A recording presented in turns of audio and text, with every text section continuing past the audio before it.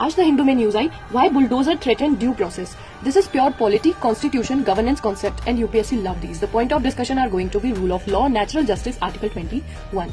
क्या गवर्नमेंट किसी का घर बिना कोर्ट ऑर्डर के तोड़ सकती है? यही क्वेश्चन इंडियन कॉन्स्टिट्यूशन के core principle rule of law को टेस्ट करता है.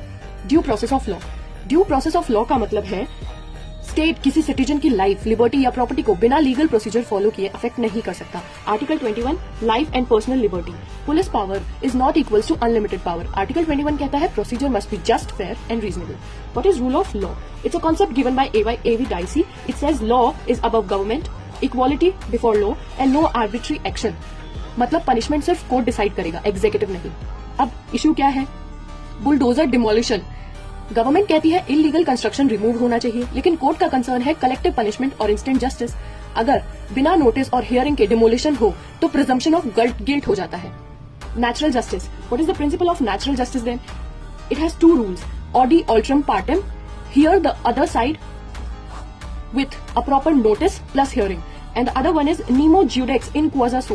No one should be judge in own case. अपने ही केस में इंसान खुद जज नहीं बन सकता है. गवर्नमेंट इन्वेस्टिगेटर, जज और एग्जीक्यूटर नहीं बन सकती.